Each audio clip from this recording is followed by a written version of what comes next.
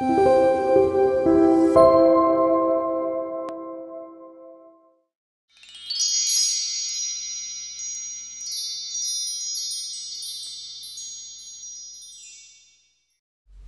다음에 6장에서 레위 지파의 족보가 소개됩니다.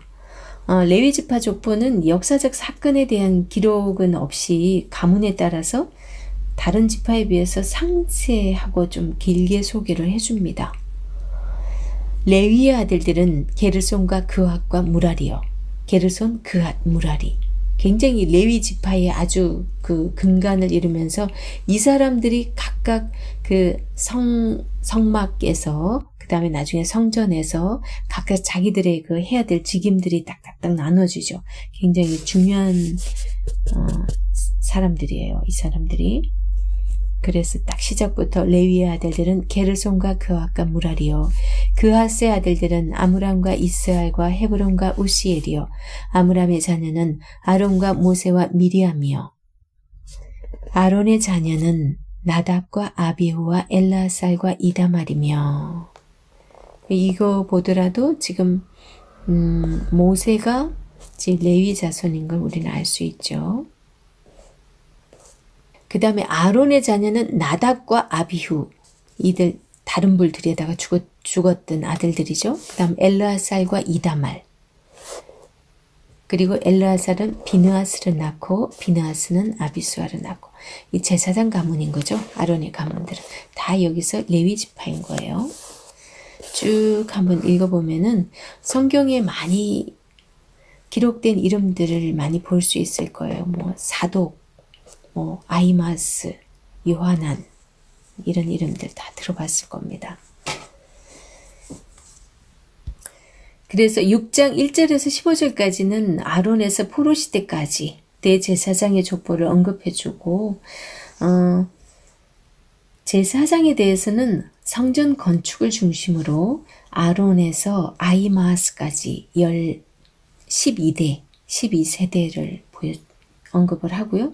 그 다음 아사레에서부터 여호사닥까지 11세대 이렇게 제시가 됩니다.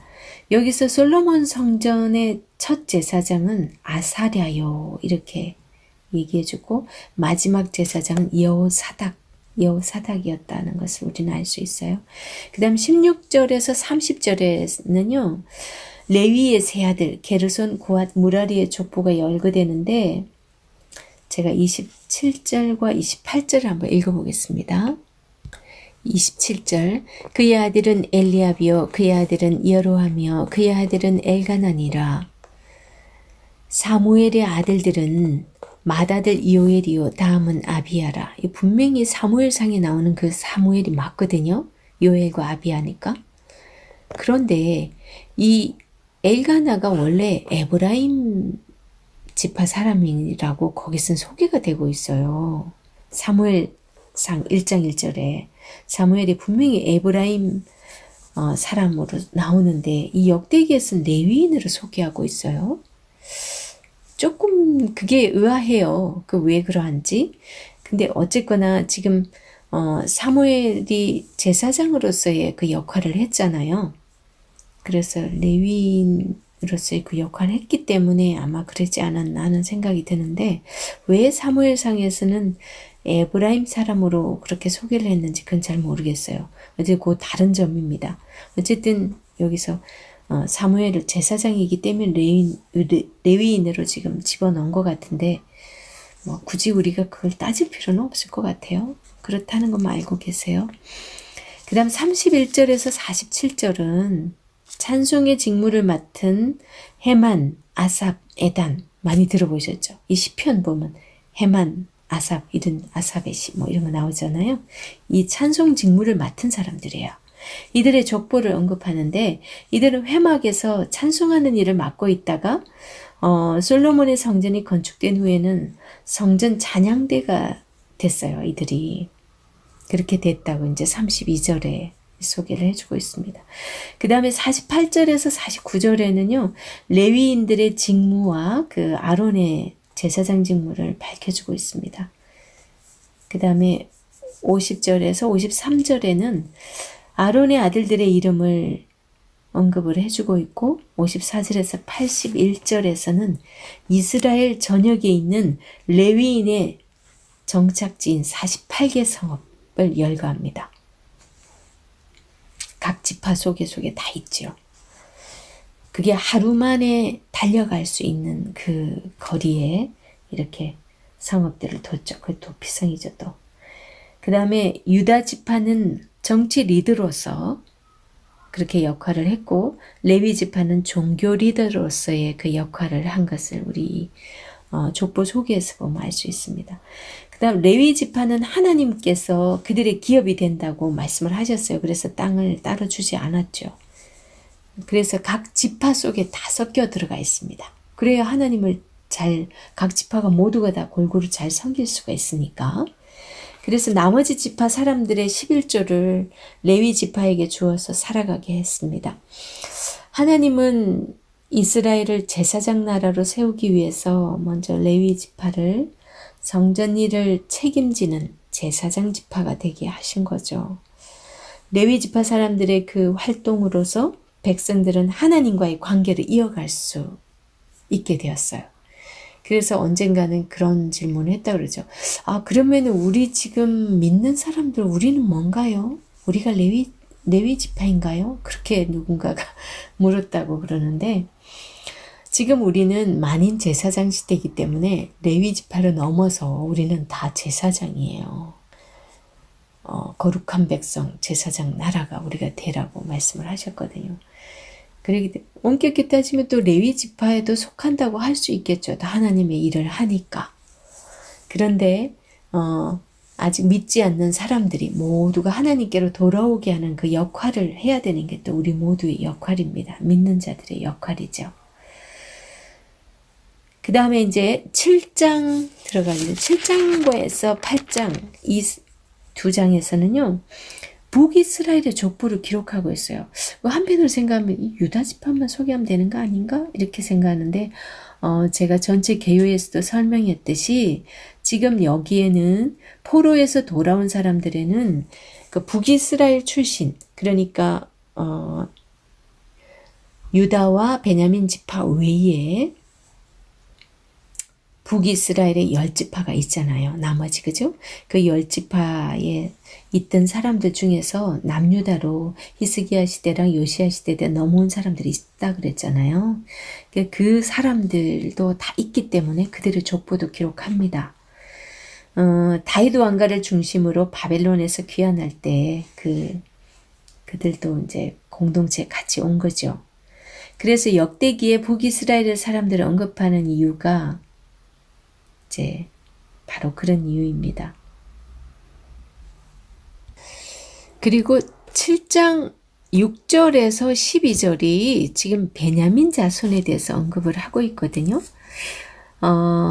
그런데 이 자손들에서는 창세기 46장 23절과 민수기 26장 42절에 근거하여서 단 지파와 바로 다음에 납달리 지파가 오는 것으로 봐서 단과 납달리가 비라의 아들이 아닌가라고 그런 이제 얘기가 있어요. 이 베냐민의 아들들은 벨라와 베겔과 여디아엘 세 사람이며 벨라의 아들들은 에스본과 우시와 우시엘이라 여리목과 일이 5사람이니 이게 이제 다른 데에는 이런 소개가 없기 때문인지 모르는 거예요. 왜냐하면 8장에 그렇게 또 소개가 되거든요. 8장에 그 베냐민 자손이 아주 본격적으로 제대로 소개가 되고 있어요. 그런데 굳이 베냐민 자손을 7장에서 또 한 번 더 한다? 어떤 사람은 그 사울이 베냐민 지파이기 때문에 이렇게 2번 소개했다 그러는데 한편으로는 또 사울이 이스라엘의 초대왕이었기 때문에 또 굳이 알게 할 필요 있겠다. 그 말도 맞는 것 같고요. 지금 그거는 의견이 분분하니까 그 정도로만 제가 알려드릴게요. 그래서 여기 7장 6절에서 12절에 이 베냐민 지파 짧게 해놓은 이게 진짜 베냐민 지파에 대한 이야기라서 그렇게 됐을 수가 있다고 생각하지만 바로 베냐민 자손 바로 뒤가 납달리 자손이잖아요. 그리고 여기에 단지파에 대한 게 따로 없거든요. 그랬기 때문에 왜 하필이면 그러면 단지파만 뺐을까? 그럴 리가 없고, 여기 지금 7장에서 이사갈 다음에 지금 베냐민이라고 쑥 들어왔는데, 이 베냐민은 원래 그 라헬의 아들이잖아요. 근데 지금 단과 납달리가 그 라헬의 여종, 그 빌하잖아요. 빌하가 단과 납달리를 낳거든요. 보통 이거 보니까 거의 이제 그렇게 이게 순서로 봤을 때, 그러니까 바로 뒤가 납달리가 나오니까 아마 요 앞은 단 아닐까. 이렇게 보는 분도 있다 이거예요. 혹시 그걸 잘못 이렇게, 이 사본을 옮기면서 혹시 실수한 게 아닌가. 이렇게 생각하는 분도 있고, 아니다. 그냥 베냐민 지파 중요하니까 2번을 했을 것이다. 그런데 사실은 여기서 뭐 사울을 그렇게 중요시 여기고 그러진 않아요. 왜냐면 다윗과 솔로몬은 어차피 그 통일 왕국의 그 그들에게 약속을 했기 때문에 사울에게 약속한 건 없거든요. 그래서 저도 이게 혹시 단지파 얘기가 아닌가 하는 생각이 들기도 합니다. 그 다음에 또 7장 12절에 보면 후심이 나오는데, 이게 다한의 아들은 후심이다라고 창세기에 나오는 거거든요. 창세기 46장 23절에 다한의 아들은 후심이다라고 나와요.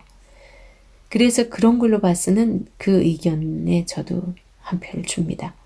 7장 12절에 보면 이일의 아들은 숫빈과 훗빈과 아헬의 아들은 후심이더라. 이게 그러니까 지금 후심이 그 후손에 있는 거예요. 이제 같은 이름을 찾으니까 그렇게 나왔다는 거죠. 물론 뭐 성경에 또 같은 이름들도 또 있어요. 하지만 뭐 우연의 일치치고 충분히 또 그런 추측을 할 수 있겠다라는 생각이 듭니다. 특별히 또 7장에서 소개하고 있는 이들은 다 여기 지금 하필은 베냐민만 북이스라엘이 아니고 북이스라엘 출신이 아닌 거예요. 그래서 여기 단이 딱 들어가면 딱 맞는 거죠. 북이스라엘 출신들인 거죠. 북이스라엘에 간 그 10지파인 거예요. 이들은 그래도 북이스라엘 출신이긴 하지만 북이스라엘 왕들의 그 종교 정책에 반대해서 남유다로 귀환한 자들의 후손이라고 그렇게 봅니다. 주로 이제 그들이 히스기야나 요시야 왕 때 많이 왔을 거라고 그렇게 말씀을 드렸어요. 그 다음에 14절에서 19절에 족보에서 주목되는 것이요. 그의 아들 마길이 아람 여자의 소생이라는 점이에요. 참 도대체 뭘 얘기하고자 하는 건지. 또 다른 여자의 이름을 언급하고 있는데 또 마길의 아내 마아가와 그의 누이 함몰레겟인데 이들은 그 이름으로 봐서 아람 사람이라는 거죠. 그렇다면 므낫세 지파는 아람 여자와의 혼인을 통해서 이게 지금 므낫세 잘 생각해 보세요. 요셉이 첫째 므낫세를 낳고 나서 자기가 이제 잊어버리자 그렇게 하면서 므낫세잖아요. 얼마나 자기 형들이 그를 그렇게 팔아버리고 그랬을 때 얼마나 그게 상처가 됐겠어요. 얼마나 또 공포에 떨었고. 근데 그 므낫세를 처음 낳았을 때 므낫세는 잊어버리다라는 그런 의미의 므낫세거든요. 근데 어차피 애굽에서 자라서 또 아들을 장가 보내고 했단 말이에요. 그런데 이들의 그 취한 또 여자들 보니까 아람 여자와 혼인된 거를 지금 이 족보에서 나타나는 거예요. 그 다음에 20절에서 27절에서 에브라임 지파의 역사에 대해서 언급을 하는데 에브라임의 아들 에셀과 엘르앗은 가드 사람의 짐승을 빼앗기 위해서 내려갔다가 원주민에게 죽임을 당했다. 라는 표현이 이제 21절에 나옵니다. 그 후에 에브라임이 다시 얻은 아들이 브리아인데 25절에서 제가 한번 읽어볼게요. 브리아의 아들들은 레바와 레셉이요. 레셉의 아들은 델라요. 그의 아들은 다한이요. 그의 아들은 라단이요. 그의 아들은 암미옷이요. 그의 아들은 엘리사마요. 그의 아들은 눈이요. 그의 아들은 여호수아더라. 와, 여기에 지금 에브라임의 자손의 여호수아가 나오는 거예요. 우리 거기에는 그 눈의 아들 여호수아 이렇게 나오죠. 그래서 그의 아들은 눈이요. 그의 아들은 여호수아더라. 이렇게 나옵니다. 눈의 아들 여호수아. 그 사람 이름이 눈인 거예요. 그죠? 여호수아가 에브라임 자손인 것을 알 수 있어요. 그리고 이 24절을 보면요. 7장 24절. 에브라임의 딸은 세라이니 그가 아랫 윗성 베토름과 우센세라를 건설하였더라. 그렇게 나옵니다. 보통 성경에 보면 그 성읍의 이름을 주로 남자들이 이렇게 성읍을 차지해서 그렇게 성읍 이름을 짓거든요. 근데 여성이 성읍을 건축한 이야기를 지금 기록해주고 있어요. 고대 이스라엘의 여성에 대한 매우 색다른 관점을 우리가 보게 됩니다. 물론 이제 사사시대에도 보면은 2명이나 그 여선지자가 있었죠. 여사사들. 그리고 열왕기 때도 보면 그 여선지자 훌다도 있었죠. 여선지자, 그 다음에 여사사 이런 거 다 있었습니다.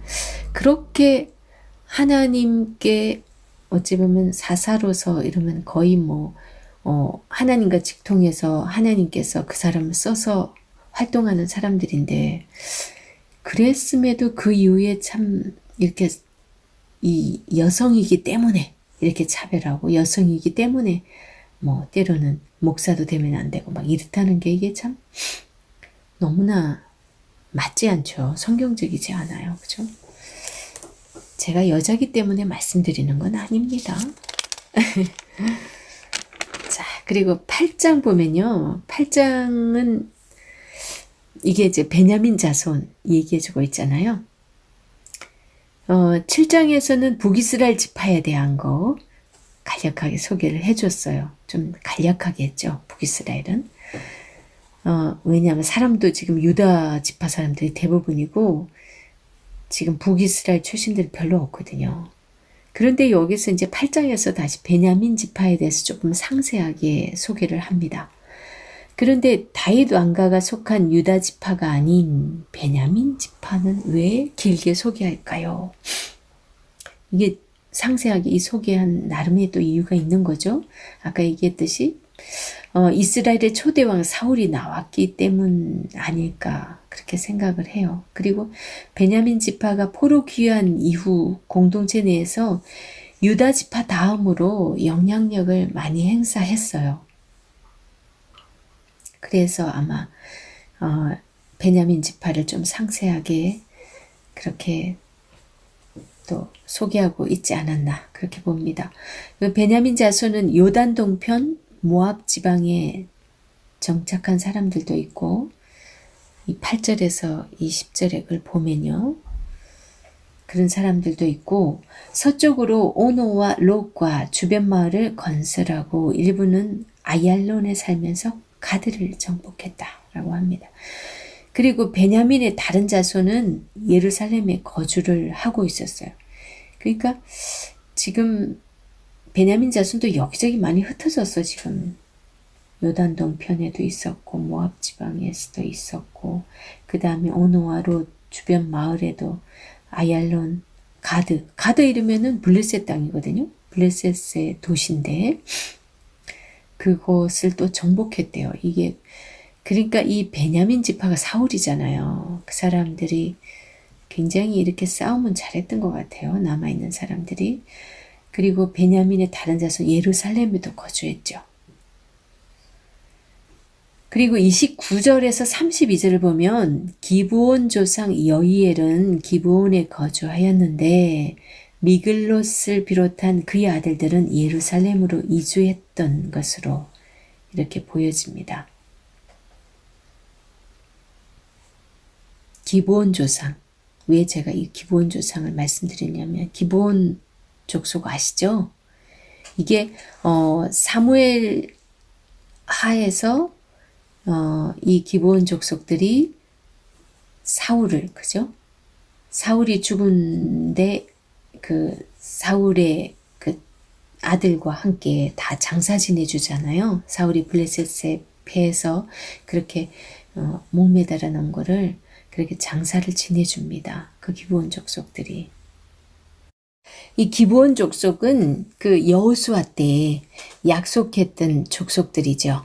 그들 왜 다윗이 사무엘 하에서 다윗이 그 기브온 족속들과의 그 약속 지키지 않은 것 때문에 하나님께서 그거 언약 지키게 하도록 해서 왜 그들한테 물어봤더니 너희들 어떻게 해야 되냐 그랬더니 사울의 자손 아들들 내놓으라고 그러잖아요. 그래서 두 아들을 내줘가지고 그들을 목매달았잖아요. 그렇게 해서 그러고 나서 이제 그 가뭄이 없어지는 하나님께서 그러니까 사람과의 약속도 꼭 지켜야 된다라는 거 그 얘기했던 그 사람들이 이 기브온 족속들이거든요.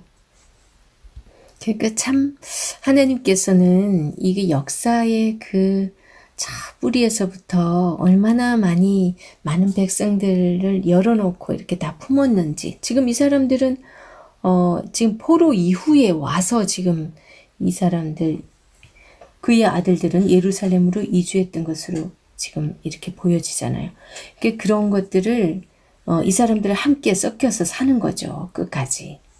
이렇게 품고 있는 걸 우린 볼 수 있습니다. 사울의 족보는 사울 이후 10세대, 즉 포로 시대 초기를 보여줍니다. 이런 사울 자손의 족보는 역대기에만 나타나는데요. 역대기는 사울의 족보가 사울과 그의 아들의 죽음으로 끝나지 않고 그 가문도 포로기 이후 공동체의 주역임을 얘기를 해줍니다.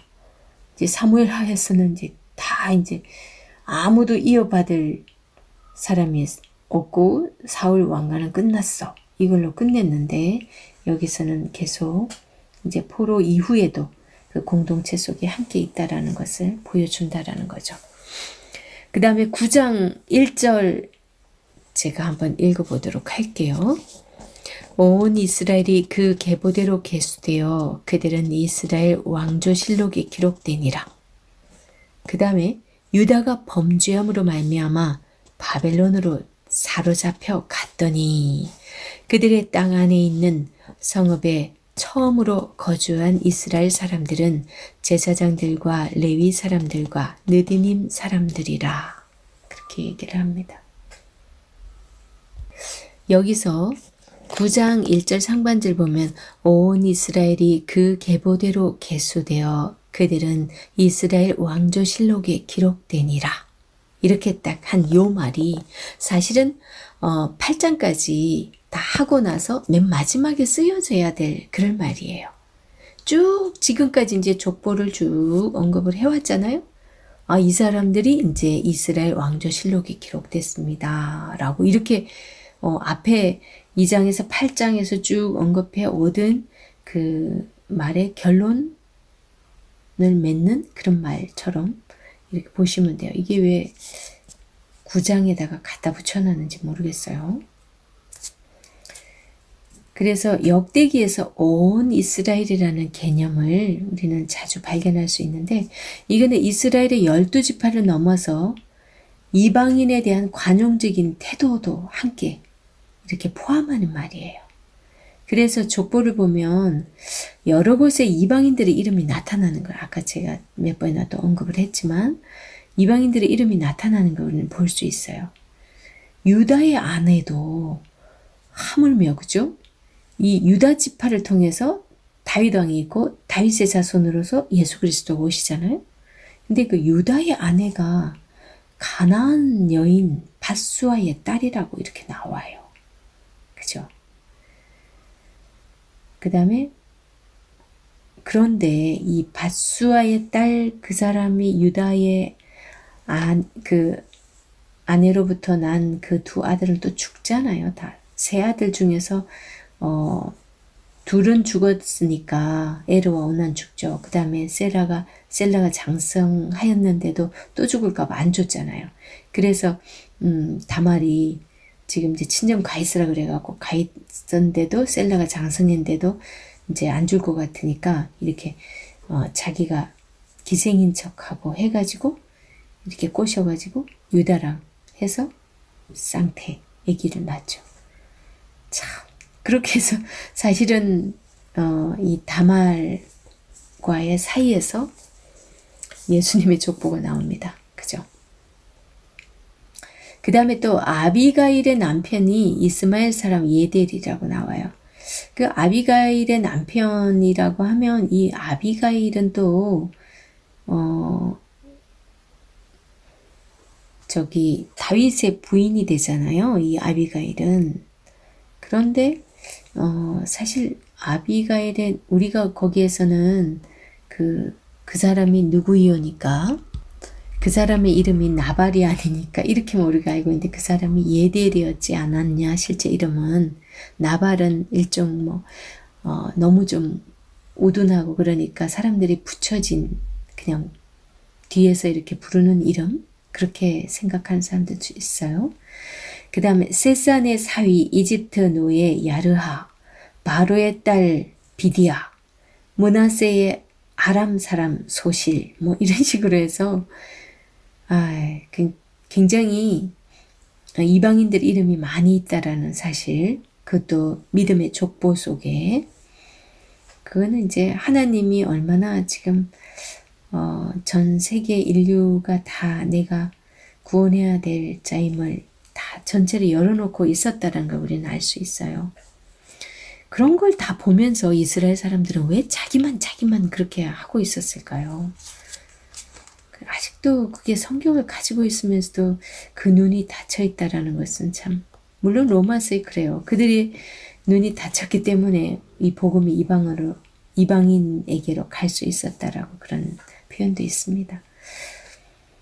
그 다음에 이제 9장 아까 상반절은 거기에 이제 2장에서 8장까지 그 정리해주는 그 문구였고요. 그 다음부터 해가지고 34절까지가 프로기환에서 예루살렘에 거주하고 있는 이스라엘 공동체 백성들의 그 명단이에요. 그리고 백성들, 제사장들, 레위 지파 그런 순으로 기록되고 있어요. 귀환에서 고향으로 간 사람도 있고 평생토록 하나님을 섬기는 일에 모든 것을 바친 사람도 있었을 것으로 봅니다. 예루살렘에 거주한 956명의 평민은 유다와 베냐민, 에브라임과 므낫세 자손들인 것을 3절에서 9절을 통해서 우리는 알 수 있어요. 유다와 베냐민, 에브라임과 므낫세 자손들이 956명. 그 다음에 유다와 베냐민은 남지파를, 에브라임과 므낫세는 북지파를 대변하는 것으로 역대기의 저자는 북지파의 일부가 오늘날까지 사로잡힌 곳에 그대로 있다 할지라도 예루살렘의 남지파뿐 아니라 북지파로 구성되어 있는 그런 백성들이 살고 있다. 그렇게 얘기를 해주고 있어요. 그러니까 북지파도 제외시켜진 건 아니다. 이런 거죠. 그 다음 10절에서 13절을 보면요. 제사장의 수가 1760명으로서 여다야, 여호야립, 야긴 그 다음에 하나님의 성전을 맡은 자 아사랴, 아다야, 마세 이렇게 언급이 됩니다. 그 다음 17절에서 19절 보면 고라 자손의 조상은 광야 시대에 여호와의 진영의 출입문을 맡았다. 그리고 특히 살룸이 지도자인 문지기 왕정 시대에서 왕의 문 동쪽 문, 즉 성전 출입문 맞은편을 담당했다라고 이렇게 기록이 되어 있습니다. 그 다음 20절에 보면요. 비느하스가 문지기를 거느렸다라는 그런 언급이 있어요. 비느하스가 누군지 아시죠? 아론의 아들의 아들이에요. 손자인 거죠. 이 비느하스가. 문지기를 거느렸대요. 그러니까 이 언급이 있는 걸로 봐서는 문지기의 직무가 대제사장과 관련이 있었나? 이렇게 생각을 한다고 그래요. 20절을 제가 읽어볼게요. 여호와께서 함께 하신 엘르아살의 아들 비느하스가 옛적에 그의 무리를 거느렸고 21절 무셀레마의 아들 스가랴는 회막 문지기가 되었더라. 이렇게 돼 있어. 무셀레마의 아들 스가랴는 회막 문지기. 이 회막 문지기가 굉장히 중요한 역할이죠. 그죠? 대제사장직이 할 수 있는 그 바로 옆인데 그걸 굉장히 가까이 갔다라는 걸 알 수 있어요. 그 다음 17절에서 27절을 통해서 우리가 알 수 있는 거가 212명의 문지기는 사방 성막문을 책임지는데 그들은 그 자신들의 계보에 등록된 대로 순차에 따라서 일주일에 한 번씩 성전으로 올라와서 그 임무를 감당했대요. 반면에 문지기의 우두머리 네 사람은 예루살렘에 거주하면서 성전의 모든 방과 곳간을 지켰다고 그렇게 기록되어 있습니다. 사실 이런 부분들은 그냥 읽어보면 알 수는 있어요. 그리고 28절에서 34절에 보면요. 또 다른 레위인들은 제사에 필요한 기구와 성물들을 관리하고 전병을 굽거나 진설하는 떡을 주관했대요. 어떤 레위인들은 예루살렘에 거하면서 찬송하는 일을 전담했어요. 22절에는 레위인의 이런 직무는 다윗과 사무엘에 의해서 세워진 것으로 말해주고 있습니다. 특별히 그렇게 설명을 해주고 있어요. 이렇게 살펴본 거에서 우리가 알 수 있듯이 포로기환 공동체의 중심이 예루살렘이고 예루살렘은 온 이스라엘의 중심지이자 또 새 출발선이 됐다라는 걸 우리는 알 수 있어요. 이제 포로 공동체가 예루살렘에 잘 정착했음을 또한 우리는 알 수 있거든요. 그 다음에 35절에서 44절에서 보면 사울 가문의 족보를 기록을 해줍니다. 8장을 보면 포로 시대 이전에 베냐민 자손들이 예루살렘에 거주했었는데 8장 28절 그런데 또 이제 이게 35절 44절에 보면 사울 가문의 족보를 또 기록을 합니다. 이런 거 보면은 확실히 또 그 베냐민 지파에 대해서도 확실히 예루살렘에 거주했다라는 그 얘기도 이렇게 기록을 하고 있고 또 사울 가문의 족보도 다 기록을 해주는 거는 그래도 그 이스라엘의 초대 왕으로서의 그 사울 그 가문도 정확하게 알게 해주는 그런 의미도 있는 것 같아요. 특히나 또 베냐민 지파 사람들도 지금 현재 여기 이 말씀을 듣고 있는 사람들이 있으니까 그죠? 사울의 족보를 반복함으로써 이제 사울 왕이 예루살렘에 거주했다라는 것을 또 얘기를 해주고 또 예루살렘은 하나님께서 선택한 왕의 도성인데 이 예루살렘의 이 얘기에서 이 사울의 족보가 없어서는 안 되는 거죠. 일단 첫 시작이니까.